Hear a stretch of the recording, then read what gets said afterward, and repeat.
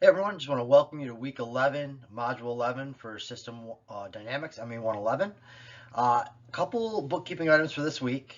So your quiz number 11 is posted to Blackboard, and this will be due on Friday, the 9th by 4 p.m.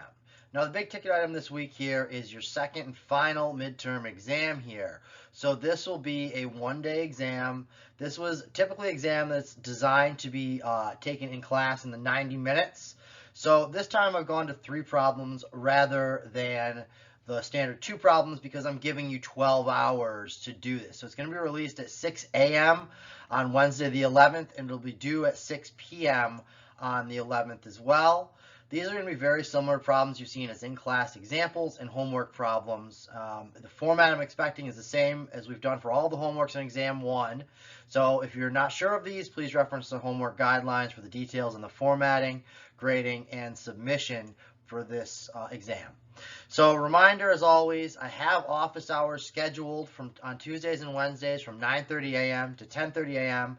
But if these times don't work for you, send me a message on Teams or an email or a chat, and we can figure out a time that'll work for both of us. So if you have any questions related to homework, content, how this course relates to other future courses, and everything in your curriculum, please reach out to me either during office hours or contact me and we can set up a time to talk.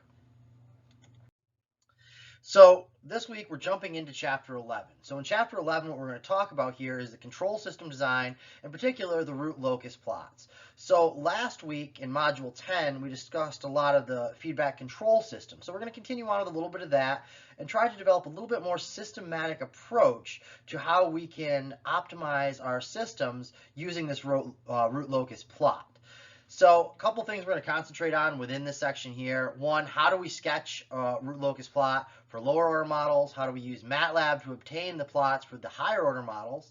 How do we interpret and use these plots to determine the location of dominant roots and roots having desired properties such as the damping ratio and time constant? We're also going to look into determining the major features of the root locus plot and use it to assess the effectiveness of the proposed control scheme. We're going to use a couple different methods to design the controllers.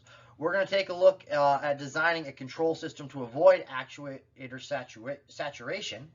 We're going to design a controller incorporating the state variable feedback. So we'll take a look at what the state variable feedback is. And then we're going to take a look at MATLAB and Simulink and see how we can integrate these as well.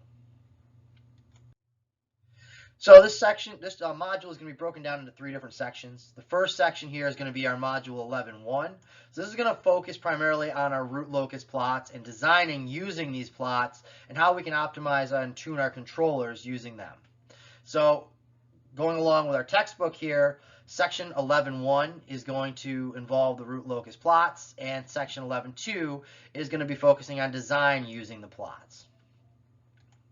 So moving on to our next section within this module, module 11.2, this is we're going to talk about saturation, reset windup, and the state variable feedback, cover a couple examples. So this corresponds with sections 11.3, 11.4, and 11.5 in your textbook.